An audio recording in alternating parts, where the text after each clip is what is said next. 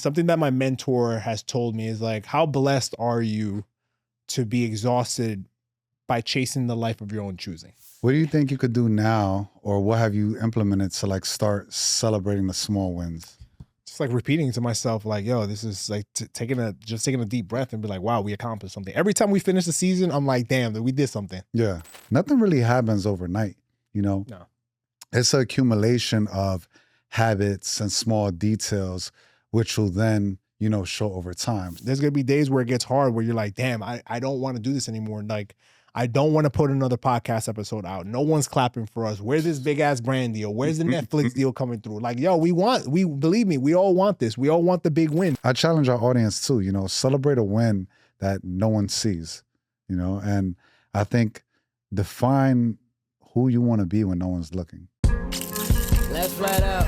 Big teams, big boys, right? My highs and lows inherit growth, Mr. Deeds. Went from juggling 3 jobs to CEO like I'm Steve. Never been a rotten apple, call me John Appleseed. That's how I bleed. God can see no other man can judge me. Call him Mike, Mr. International, getting cream. Single mother told me worth, and now I'm worth everything. Went from Wall Street to Abu Dhabi, straight rolling in a Maserati with women that feel exotic. My life too pristine. Man, you didn't have to do them like that, man. You didn't have to do them like that. It was film day. Yeah. We gotta make a statement. Exactly. We gotta make a statement. What's going on, man? Flat out.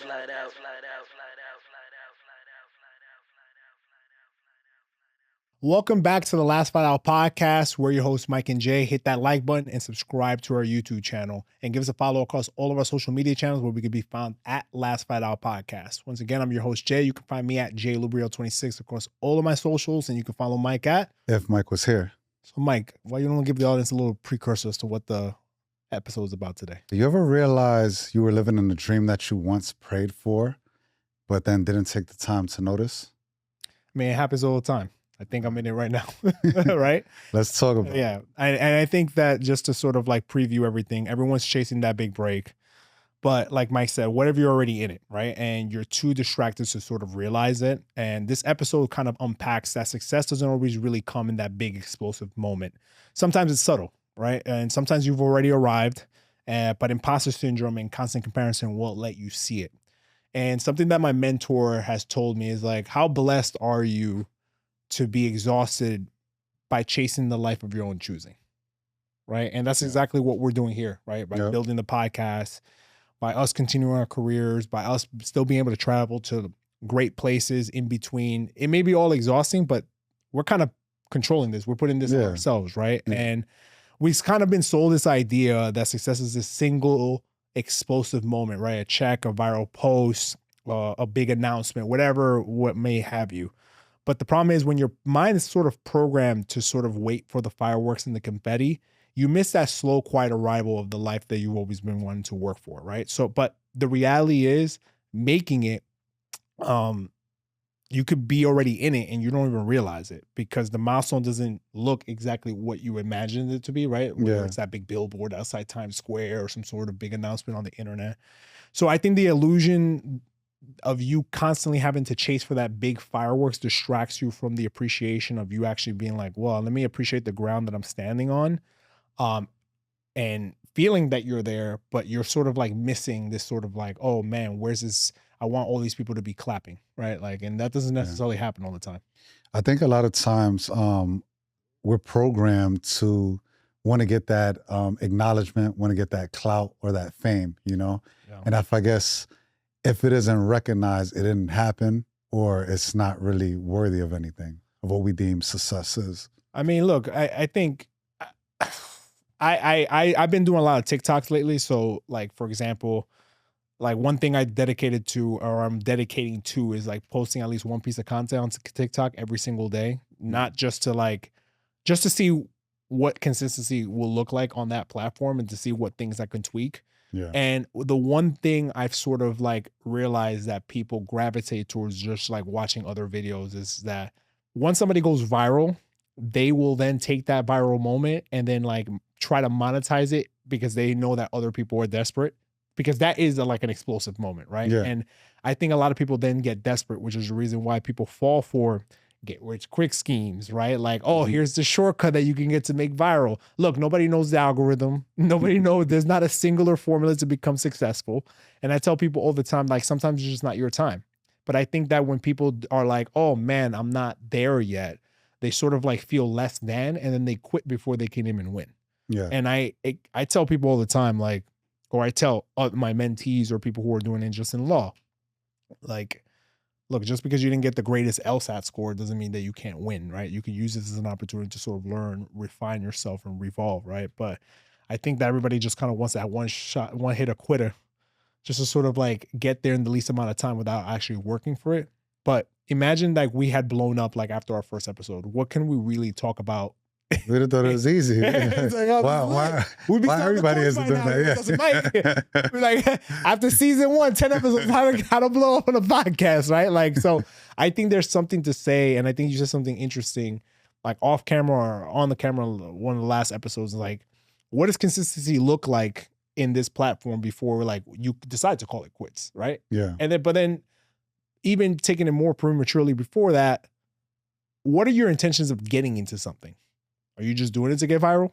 If you're doing it just to get viral and you don't become viral, then you're going to easily quit. But if you're doing it because you're like, this is actually something I'm passionate about, then you're going to wait it out, whether that, explosive moment comes or not. Yeah. And I think that social media is also glamorized and romanticized that explosive moment, which has really killed the process of you wanting to get better. I think too, when we look at it, it's a lot of times we are seeing the successes of what we put out in front of us, but I guess it's, we constantly move the goalposts, right?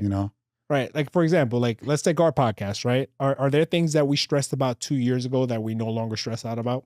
Like there's a lot of things, right? Yeah, there's a few things, right? Yeah. We didn't know how to put an episode together. Yeah. Like what goes into putting a full length produced episode before. So you can look at that as a win. Me and Mike know the process from start to finish. Now we could use now we're still learning how to build a team. So if anyone, shout out for the 4th season in a row. If anybody wants to come and edit some episodes for us and help us on that next stage, please. Manager, PR, please let us know. Open applications at all times. But they're not even relevant now, right? Like now we're to the next phase. How do we scale this? How do we get more eyes on it, right? From a marketing standpoint, from an advertising standpoint, building our brand, building our platform, right? Yeah. Those are the things we're stressed about now. We're not really stressed about the logistics or the administration or like the administrative tasks of like setting up a podcast or shooting an episode or what have you. But I think that is part of the life that you want to live, because eventually, like, I would love to do this full time. That'd be great and amazing. But again, this is on the road towards there. So this is something that I am living part of the reality that I set out for myself a few years ago when I said I wanted to have a platform whereby I reached more people that I can actually reach out with my physical arms and I can actually inspire and create an impact. So sometimes I have to remind myself of that. Very true. Very true. Very true. And I think what Instagram or Hollywood, social media, what it does to us is it romanticizes the grind culture.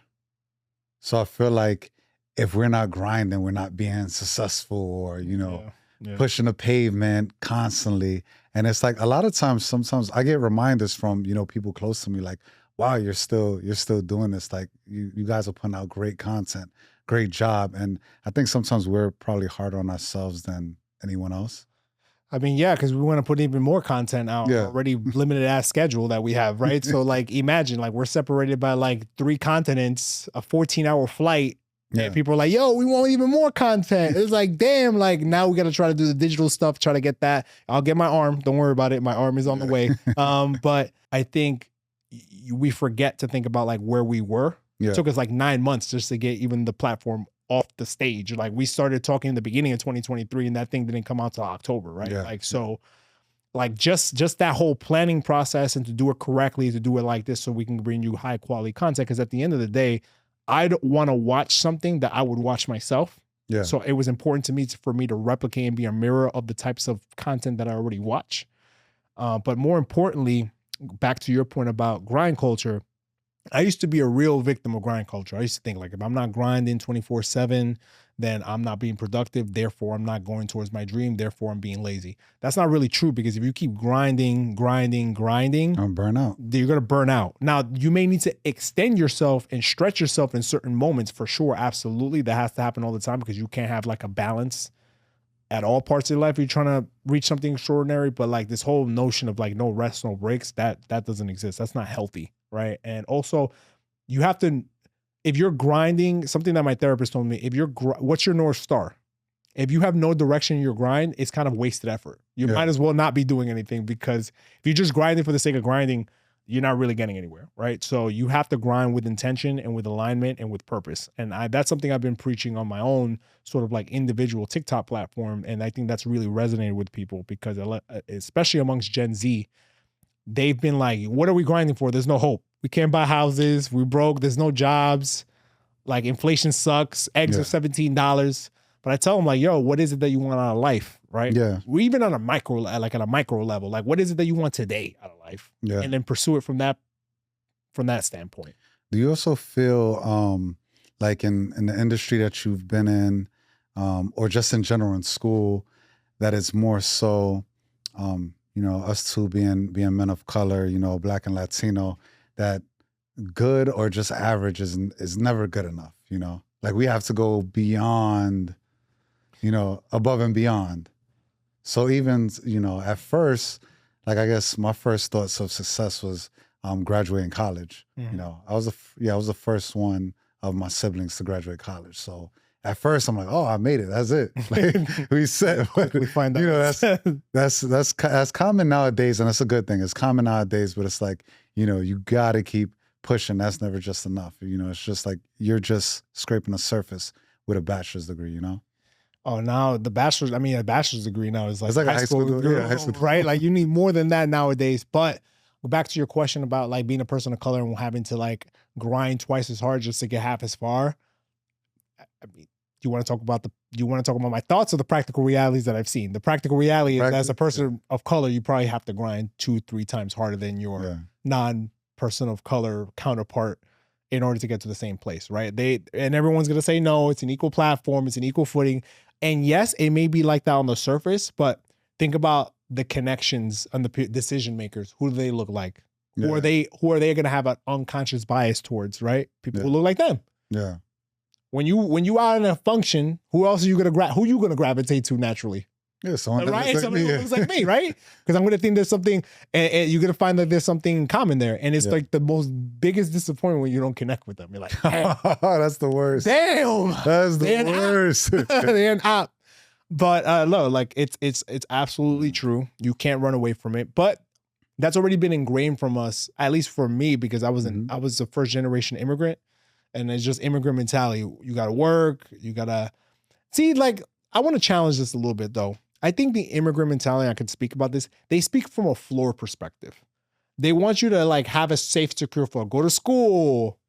Yeah. Be a doctor, be a lawyer, be an engineer, something safe. Yeah. Because we sacrifice so much to get to this country. We don't want our investment, i.e. you, to flop. Right? You gotta make it because like, yo, however you got to this country, like, shout out to all the people that come here and work hard. But right? They don't really talk about like, yo, go start your own business, be an entrepreneur. That's risky. Yeah. That can, right? Like, so I think us being the children of those immigrants and coming here and having stable careers, we're allowed to give our children the go chase your dreams, obviously with parameters and with sound decision making. Yeah. Right? But go, if you want to be an entrepreneur, go be an entrepreneur. School is not the only way. Yeah, of course. Like, if you don't like school, at least finish high school, at least finish college, right? Like, at least finish college, you never have to go to school ever again. But if you don't like going to school, what else do you like doing? And I sort of like face that within my own family, where there's people who are like, I don't like school, but I don't really like doing anything else. So yeah, what is it that you like doing? Yeah. Right? But also, I guess, I'm sure when you have your future family, it's something where even before they get to that point, they would have had opportunities to explore many different avenues, different interests, so they can then make that decision of, oh, I don't like school, but I can do this. Right. Or sometimes if you don't have that exposure, you don't even know what you want to do or who you want to be, but you're like, I know for sure I don't like school. You know? Yeah, exactly. Like I liked school. Like school was, I loved it, but I was like kind of done after law school for sure. And I was like, all right, now it's time for me to go be like a practical human functioning person in the world. There's some people who just like pile up degrees, bro. They're afraid to be, they have like MBAs, JDs, MSs, MAs, MPPs. I'm like, damn, like when you going to go out there and get some real life experience, when are you going to put this to use? But I think those are people who like to be in comfortable, right? And just to like top off this point, I think that intertwined with all that and something that you said earlier about ground culture, right? I think there's a danger to moving the goalposts if you're an ambitious person. Yeah. Because once you and I do this often myself, I'll reach a finish line. Okay, this is the example I like to give. Imagine you're walking down the street. You know when you're walking down the street, you see if you keep your head straight, you'll see the tiles of the sidewalk in front of you. Yeah. And you could point to one that's like half the block down and be like, that's my destination. How does your head, if you keep your head up like this, right? Your head is naturally going to go down and then up as you approach it. Yeah. Instead of you actually being like acknowledging and like relishing the moment when you reach that initial point where you're like, that's my final destination. What I naturally do is look my head up and already look for the next point and not enjoy me finishing the crossing line of that initial point of destination that I wanted to get to. Yeah. And I think that ambition is healthy, but unchecked, it can really become a trap to convince you that nothing's ever enough. Yeah. And I was like in that mode in my early 20s and even in my late 20s too. And even as recently as like a couple years ago of being like, wow, nothing's ever going to be enough, right? When's anything going to be enough? And I think that has robbed me of me celebrating all my successes. Like I went to one of my mentees' college graduation and seeing how happy she was kind of brought me back to when I was finishing college. I didn't even want to go to my graduation. So really? Bro, I was like, the job ain't done. The job ain't done. I'm still going to law school. You was acting like the taking traffic to the league. You know? I was like, the job ain't done. And I got honors and everything. Like I Latin honors, Dean's List, all that. I didn't want to go. I told my mom and my dad, I was like, why are we going to this? This is not the real one. Is this pressure that you put on yourself? Pressure I put on myself. It's not my parents. My parents wanted to go celebrate, do the hoopla. My son's graduating or whatever. But I was like, damn, man, I really, really didn't enjoy that time. So now, me being the older person with experience, I'm telling this person, like, enjoy every single moment because these moments are fleeting and they will never come back. Yeah. I'm never, unless I go back to school, I'm never having a graduation, right? But like, and I enjoyed the law school graduation one, but again, it was sort of like I did what I was supposed to do. It was more like I did what I was supposed to do. Like I was supposed to get good grades. I was supposed to get a job offer at an elite law firm. Like this is the things that we're supposed to do instead of saying like I worked my ass off. I deserve this, man. I'm gonna enjoy this win because so few people get this opportunity. Instead of me being like, this is something I should have done. Like, you see the difference in how you express that? Yeah. And it sort of like changed the chemicals in my mind to be like, damn, like I'm not really enjoying this. And then it also affects other aspects of your life, interpersonal relationships, your relationship with your girl, your relationship with your family, your relationship with yourself. Sort of like thinking like, when am I gonna, if I don't get excited about this about myself, how am I gonna get excited about another person? Yeah. Right? Like, so. What do you think you could do now, or what have you implemented to like start celebrating the small wins? Just like repeating to myself, like, yo, this is like taking a deep breath and be like, wow, we accomplished something. Every time we finish the season, I'm like, damn, we did something. Yeah. Yeah. We're getting closer to that hundo. For real. The 100 is the 100 episodes is my main goal right now. I want to get to 100 in studio episodes before I can complain. Yeah. Because remember, they say you can't complain before you get to 100. So 100, yeah. Right? So I'm going to keep it here and then we can go there. But like for right now, just tell myself like, damn, every season that we do is a blessing. Every destination that we go to, every podcast guest that we've had is like, damn, it's a win. I don't care if nobody knows them. I don't care if there's some haters that we got out there, but like, who knows this person? I'm like, I don't care. That person wanted to come and sit down and give me an hour of their time for free. For free to talk about their story, right? So everyone's doing it for the love, and that's what we're focused on. And every comment that we get is like, damn, this is a win, right? And yeah, episodes are gonna flop. I don't really care about that. Content's gonna flop, but we're gonna celebrate the ones that actually get lit. Yeah, and I'm like, oh, this is cool. This is great, right? Yep. So what are some of the things that you do? I started implementing this quote. It's like, I guess people say don't sweat the small things, but I think you have to sweat the small things, because even if you put it towards, you know, a negative aspect or a positive aspect, nothing really happens overnight, you know? No. It's an accumulation of habits and small details, which will then, you know, show over time. So it's, you know, just creating discipline in myself and like, okay, I'm going to wake up 5 a.m. in the morning. I'm going to meditate. Then I'm going to spend 20 or 30 minutes on like a topic that I want to learn about. Then work out, you know. It's not going to be overnight that I'm like, oh, I'm an expert and I'm fit. Right. But it's like over a course of 3 months, 6 months, it's like, okay, now this is second nature. Like this is part of my life. And it's like, wow, now, you know, the discipline is there. You know? I mean, look, man, to his credit, Mike's wearing crop shirts now. Because of all the discipline that he has in the gym, right? So that should show you something, right? Hopefully I can get to a point where I can start wearing crop shirts, right? So, but look, on a serious note, for sure, like I've even noticed in myself, man, shout out to you for introducing me to Barry's, because now it is, if I don't go to Barry's or to get some sort of like tough workout like that, I feel like that's how I censor myself every day. Yeah. That is the hardest thing I'm going to do today. Yeah. Running on a 9 incline at 8 miles or 9 miles an hour ain't nothing tougher than that, right? So if I can get through that mental fortitude and that mental check each and every day, I feel grounded with everything else. Yeah. And I feel like you have to have something like the Inception movie, like that dreidel that keeps you like, all right, am I in reality or am I in the Inception right now, right? Because there's going to be days where it gets tough. There's going to be days where it gets hard, where you're like, damn, I don't want to do this anymore. Like, I don't want to put another podcast episode out. No one's clapping for us. Where's this big ass brand deal? Where's the Netflix deal coming through? Like, yo, we believe me, we all want this. We all want the big win, but it, like, life has a strange way of testing you, like right before you're meant to get your blessing, right? So I think the harder it is, the closer you are. Yeah. Right? Because in the beginning, everything sounds fun, it's exciting, it's new, blah, blah, blah, this and that, whatever. But you have to constantly keep reinventing yourself, right? And as you're doing this. And like, there's times where shit, like even us doing this podcast this season was like, we may have to go not a break, but like a hiatus for like a couple of weeks. Me and Michael getting jabbed from all sides, like God, yeah. Body blow after body blow. Oh, this episode doesn't exist. Oh, this episode got encrypted wrong. I'm like, what? It's probably the toughest season that we did to bring everything together.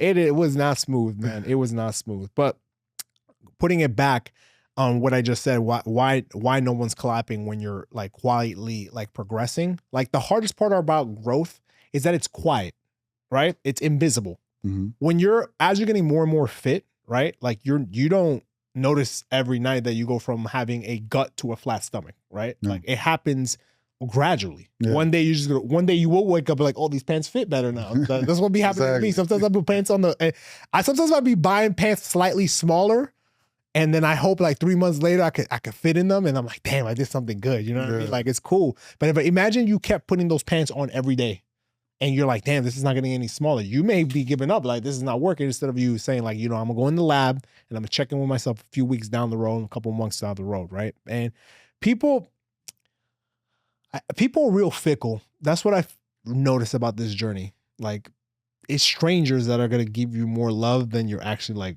Sometimes you're the closest people around you, and that kind of sucks. But it's always been like that since the beginning. It's always when someone's close to it. Sometimes it's when people are too close to you, they can't really see like the changes that you're making, the new person that you're becoming. And I think that's whatever. Right. And just because no one's watching doesn't mean it's not real. Just sometimes they're not clapping out loud, but they watching. Sometimes they clap. You know what I do? I think I told you this off camera. I can't forget I told you at the end of the last season. So, you know, I still follow certain people from someone that I'm no longer with, right? Whatever, right? Mm-hmm. And it's because I mess with their creativity. Like, I like their creativity. I generally like them as creatives. Like, so that's the reason why I keep following. Plus, also, I'm not into this whole like mass unfollowing. That's a topic for another discussion. But like, I'm not into mass unfollowing people. Like, I'm not into that. Like, I'm built differently. Like, I'm okay with seeing somebody's. Me too. Like, it doesn't really affect me. Like, it doesn't really. Like, some people just need 0 dark 30. But anyway, I'm sidebarring right now. And something I would always do, and I promise myself, is I don't want to be a hypocrite. I want support with my platform. Therefore, I'm going to support them in their platform. To the point, regardless, where they think it's weird when I do it. Yeah. They're like, why? One person's actually asked me, like, why did you repost my stuff? Oh, okay, for real. Yeah. And I was like, I'm sorry if I liked it. Like, But I it's think because they're not cool anymore, or what? it's not. It's only because I'm no longer. Okay, You know what I mean? okay. Like, why'd you do that? Yeah, I was like, wow, like, you're welcome. Number one, let's start with you're welcome. And also, last I remember, you and me don't have beef. Now, you and me have beef, let me know and I'll take out the repost. But I just think it was such a weird thing for them because it was like, damn, this person's mad close. Like, I don't expect this. If I'm still following you, doesn't that mean I like the things that you post? yeah. I think so. I think what happens there is some people just support, and that's what I call kind of fake support. Oh, it's or fake support. You have rental friends. loyalty is You like, have rental friends. They're called rental You know? supporters. Like Yeah. they're gonna support because this person's associated with you, That's it. and so for the time being, it's good to support. They'll comment on everything, like everything, and then all of a sudden something stopped. Like, so did you only like it because I was associated with this person, or did you like it irrespective of that relationship, right? But I just think that people also, in general, find it weird, right? Find it weird. They find the support weird, and I'm just like, all right, I don't know why you find the support weird, because if I'm reposting your story, it's gonna reach an audience that you didn't have access to before, and it doesn't cost me anything. Yeah, It cost me $0 to do that. Like, I will always stand by this. I don't care if I have 100,000, 1 million followers. If I like something, I'm gonna repost it. You're not gonna have to pay me for that. Like, some people are weird. Some people want to monetize absolutely everything they do. But I think that money comes back to you in several different forms. I've been the beneficiary of people's free, gratuitous help, and I want to give it back. yeah. I think a lot of people, their perception is everything. People don't want to seem thirsty. I don't want to seem like they're sweating you, but like, yo, why you keep posting John's stuff, his platform and all that? Like, a lot of people, Especially amongst men too. yeah, Men really do suffer from even that. women too. I know some women are like, oh, I don't want to seem thirsty by posting. I'm like, Because you're supporting my platform. yeah, exactly. Right. And that's the reason that goes by to like why the success needs to be quiet, because, or it is quiet oftentimes because you don't have that round of applause. It's only when we blow up and like I'm putting it out there, if we ever get as big as some of these other like huge platforms, it's only then that it's going to be cool to be like, oh, look at what they say. I mean, you mean the same message I said in season 1? I guarantee you this. I'm going to put this out here. I can go ahead and repeat this episode now when we're like relatively small versus when we have like 1.7 million followers, and people will re-tag, stitch, be like, look, he said he just dropping bars. He's dropping dropping music bars. to it. He's dropping bars. I'm like, hold on, I said the same thing 10 years ago when nobody was messing with our stuff. Yeah. And it's not like nobody's messing with our stuff. I don't want to go ahead and say that. People do mess with our stuff. We have a nice little niche. No, we got community, a nice little niche community that we've been building, right? But at the end of the day, it's gonna come over time, and I knew that from the start. I didn't think that I was gonna get any overnight success doing this. That's not my intent. Like I said, like I follow Ice Cube a lot. Ice Cube is like someone who I look to, I guess, is my like celebrity, like North Star when it comes to like businesses, and something he says like, yo, if you're not willing to not make money off of something for like the first 5 years, you shouldn't get into it. Which is true. Me doing like private equity transactions, sometimes you don't make money for the first 3 or 4 years. You're looking at that return 6, 7, 8, 9 years down the line. Yeah. Now you're going to recoup everything and then some then at that point. But do you have enough fortitude and enough resistance to be able to get that first 4 or 5 years of you pumping money into something where you're not getting little to any return? Yeah. Right. Yeah. So I think that's the reason why people quit before they get their success, because they want everything back like this. It doesn't really work like that. How are you able to determine when are you drained? Like, what is that signal for you when you're like, Bow out. I'm drained? Yeah, I'm drained, and this is a healthy way to kind of step away. I mean, if it's no longer giving you any sort of like happiness, right, at all, you can be drained. No, sometimes you could be in something and you're not happy at the moment. Because I think happiness comes and We're goes. talking about business right now. No, I'm talking about business as well. Okay. So you could be in a career that, I mean, What? I've been in my career, it's going to be 15 years now, something like that. Not every moment is happy. But not every moment of a happy moment is happy either. It's a happy moment, right? It's Yeah. a happy moment. You talk about happy moment or a happy state of mind. Like sometimes you could be doing something. Like my job gives me a lot of satisfaction, my career, but I don't say it makes me happy. Like it's not generally an easy career. Yeah. It's very draining. It's all encompassing. I'm surprised I'm even doing this while having that career. People call me crazy. Like how you balancing? When you sleeping? Yeah. How you still have time for your family? How do you do this? So they get to the point where they you can come up, they're like hating on themselves because they're like, damn, this guy is doing it and I'm not. This guy's flying halfway across the world for a weekend and coming back. Like, what? How? This doesn't make any sense. Like, how? Like, why? Like, how is he doing it? Look, I'm blessed. I think my superpower is being able to like have this unlimited tap of energy. So like somebody touch John. testing some VEDs, human growth hormones, right? But like, no, on a serious note though, that's a hard question, bro. Because like, if you're getting, I know that anything I've gotten into for money, I've drained out quickly because the money wasn't coming in as quick, or I made as much money as I wanted to, and I drained out. The podcast 2 years in, with as much money as we pumped into this thing, if I had gotten into this for money, I would have been out already. I would have caught my losses last year, right? Like, I was like, oh, we good. I'm Gucci. Like, I'm good. Yeah. But that's not the reason why I'm doing this, right? I mean, at least that's not the primary reason why I'm doing this, right? Everybody wants to monetize a business. Let's be real here, right? But that's not the primary reason why I'm doing it. I think that when I've gotten drained doing this, I'll let you know, like, yo, Mike, I need a break from the editing. Or we need to switch something up. Yeah. Like, well, I'll give somebody a real world example. So we had an editor that we work with, great editor, but the guy was he couldn't think for himself. Yeah. Me and Mike had to feed him everything. On top of me and Mike having to rewatch the episode 2-3 times, we have to feed him everything, and he would still make mistakes. At least the new person we got now gives us something to work with. Something to work with as a base to just alleviate the 2-3 times that we have to watch an episode, which saves 2-3 times an hour. If you multiply that by 10 episodes, plus all the BS time that me and Mike have to talk about, that's like 100 hours right there, like 50 hours, right? Like, you know what's the worst thing though? When you got to watch yourself 2-3 times, then you start being super critical. Yeah, I know. I'm like, I hate how my voice sounds. Why I keep doing this? Why I keep doing that? Yes. One thing I hate is the fidgeting with my leg, and I keep doing it. And I'm gonna stop doing it. And my therapist says, like, you have to stop doing that. And I know where it stems from, but that's not for this episode. But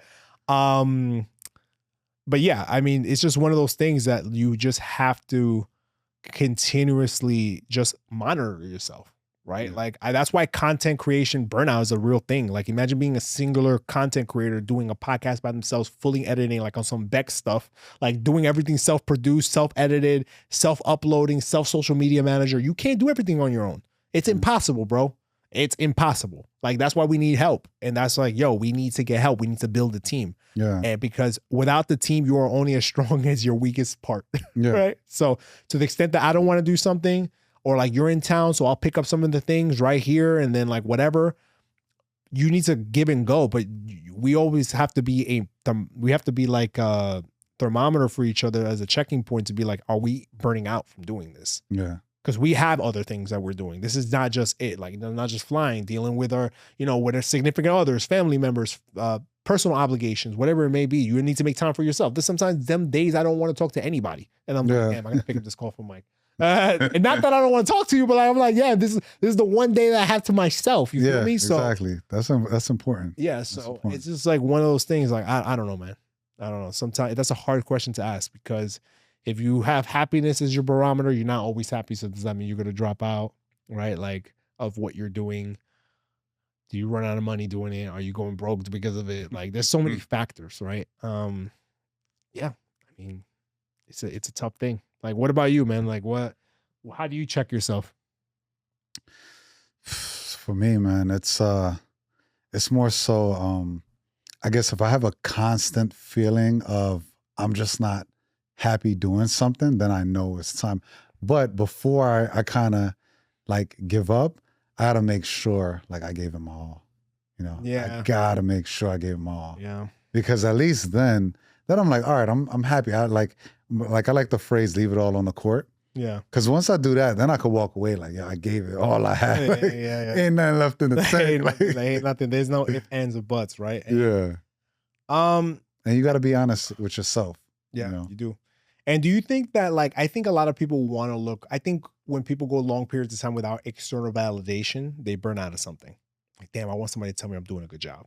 It's like almost a kid in school who got a good grade. They want their parents to tell them like, hey, you're doing a good job, to keep them going for the next good grade. Mm-hmm. But I think what I've learned is that if you wait for that external validation rather than giving yourself the internal validation that you absolutely need to keep going, then you're gonna be screwed, right? Like you need to be your own validation source. You need to be your own supporting system. And yes, it does feel good when we have people tell us, "You're doing such an amazing job, John, Mike. You keep this positive platform going. We love to see more stories. Like you're the good side of the internet." Like all the stuff that people tell us, that's all great. But me and Mike have to believe, yo, this is what we like doing. This is what we want to do. We think this is a platform that can get bigger and that can go to other places and to like highlight the stories of people all around the world that you may not even heard of that's doing so many great things. We have to believe in that. And if we don't believe in that, then we're gonna burn out. There won't be a season 5, and we'll pack everything up, dissolve the company, and there they go. He goes his way, I go my way, and that's it.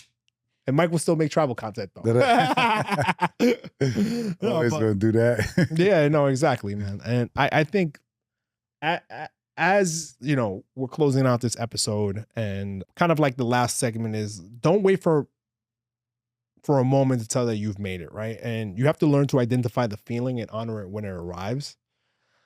And that's hard because you have to know what winning feels like to you first, so that you can memorize that feeling and be like, all right, when I have this feeling again, I know that I've done something good, right? And I think that people kind of are programmed to focus in on the bad moments. Oh my God, this episode flopped. Oh my God, nobody liked this content. Oh my God, look at this other person who's doing the same exact thing as I'm doing. They're blowing it up, not. Or one bad comment out of 10. Oh my God, we've gotten that already. I'm like, I don't care about that. I laugh at it sometimes. I'm like, user 1737443 out of like somewhere in the middle in Central Asia is telling me something bad. Oh, okay, no problem. You still gotta live there. Shout out to my people in Central Asia though. So I'm just kidding. So I'm just saying, like, you know, like those are not the things that. That's not something that should be bringing you down. I take more personally if it's someone that I knew telling me something bad. Yeah. Not like bad, but like for example, like, yo, John's mic is messed up in the season 2. All right, we should probably fix that. Right? Like, right? Yeah. But we should probably fix that. But what I'm trying to say is that you don't need to have that viral moment to feel accomplished. You continuing on to the next day. And again, it's not just getting to the next day, because I hate when people are like, oh, you just need to get to the next day. You need to get to the next day and have a plan and a purpose for why you're going to do towards that next day to get to your ultimate goal. Right? And if you're not doing that, then I do not know how someone's going to stay motivated for long periods of time. You're just not, right? But just relating it back to the platform and this podcast, this season was incredibly difficult. It was the most difficult of all the 4 seasons. And there was plenty of times where I was just like, wow, nothing's going our way. And had I had focused on season 4 being the most difficult season and not saying like, damn, we got to a season 4. Yeah. I would probably have been like, damn, like we need to have a conversation. Like, right? Yeah. But it never crossed my mind, because I kept focusing to myself, like, this was going to happen. We just didn't know when it was going to happen. Bumps will happen. Obstacles will happen. Distractions will happen. It's not going to be always pretty. Maybe season 5 is the breakthrough. Maybe season 6 is going to be the breakthrough. But if we don't get there, or there's no gradual, I guess for us, our gradual barometer is the types of people that are coming on and commenting on this. Like, we're seeing gradual growth from that perspective. Yeah, if you're not seeing any growth, then you need to sit down with yourself and be like, why are we not growing in the direction that we want to?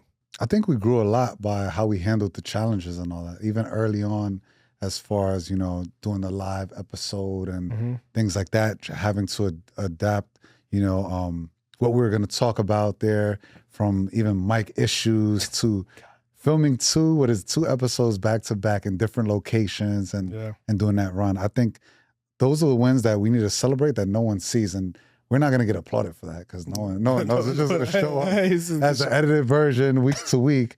But I challenge our audience too, you know, celebrate a win that no one sees, you know, and I think define who you want to be when no one's looking.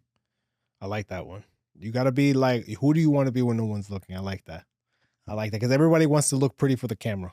Yeah. Right. And you know what I've noticed, like, kind of me being back in New York, and not to like extend this any further than it needs to, but like, since I've been back in New York, I've realized that so many people are empty, but they want to appear full. Right. They want to appear like half glass full, but a lot of people are like super half glass empty, because they have no substance behind the words that they're saying, nor do they have any direction of where they're going. And I find it so blessed, like, to be blessed to be like, I actually have a career that I love pursuing. And I also have this side project that I love pursuing. Let me tell you about this. And I have all these other hobbies and passions, and people are just like, I'm just kind of like going with the motions while I'm here in the city. Yeah. Go to Soho House on a Thursday, see what's up. But like, I'm just like, okay, like what else are you passionate about? Because what you're passionate about tells you a lot about yourself. Yeah. And then when you ask a person like, what's something interesting that you've been working on lately? You'd be surprised how many people can't answer that question because they're not working on anything they're actually genuinely excited on. They're working on somebody else's projects. Yeah. They're working for somebody else to make them money. But when you ask them, what are you doing for you that's exciting to you? They don't have an answer for it. No. So I think success is just having something that you're excited about, right? Just as a baseline. Yeah. And with that, Mike, why you don't tell the people where they can find this, man? Last Flight Out Podcast, YouTube, Spotify, Apple Podcasts. Also we got our theme music on Apple Music. So check that out. And on Spotify. Stream that as well. So we're artists now. Help us out. We're artists. You can find me at JLaReal26 across all my social media accounts. And you can follow Mike at If Mike was here. Man, good episode. Peace. Let's flat out. Big teams, big boys, alright? My highs and lows inherit growth, Mr. Deeds. Went from juggling 3 jobs to CEO like I'm Steve. Never been a rotten apple, call me John Appleseed. That's how I bleed. God can see no other man can judge me. Call him Mike, Mr. International, getting cream. Single mother